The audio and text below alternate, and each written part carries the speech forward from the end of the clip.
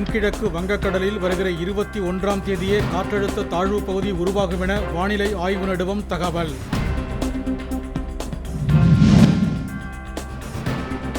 நிதி நிர்வாகம் தெரியாத திமுக அரசு வாங்கும் கடன்களை சரியாக செலவழிக்காமல் வீணடித்து வருவதாக அன்புமணி ராமதாஸ் குற்றச்சாட்டு.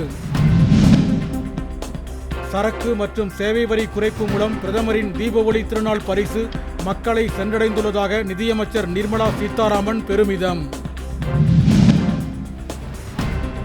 சென்னை வளசரவாக்கம் 11வது மண்டலத்தில் 5 பேருக்கு டெங்கு காய்ச்சல் பாதிப்பு உறுதி செய்யப்பட்டுள்ளதால் மக்கள் அச்சம்.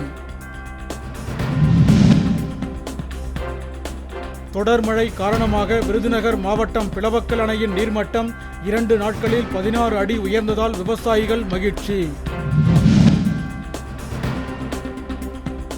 தேனி மாவட்டம் சுருளி அருவியில் வெள்ளப்பெருக்கு ஏற்பட்டுள்ளதால் சுற்றுலா பயணிகள் குளிப்பதற்கு வனத்துறையினர் தடை. உள்நாட்டு பொருட்களை வாங்கி தீபாவளி திருநாளை மக்கள் கொண்டாட வேண்டுமென நடுவண் அமைச்சர் ராஜ்நாத் சிங் வலியுறுத்தல். ஈரோட்டில் தீபாவளி திருநாள் சீட்டு நடத்தி மோசடி செய்த திமுகவினர் மீது நடவடிக்கை எடுக்குமாறு பணத்தை இழந்தவர்கள் காவல்துறையில் புகார்.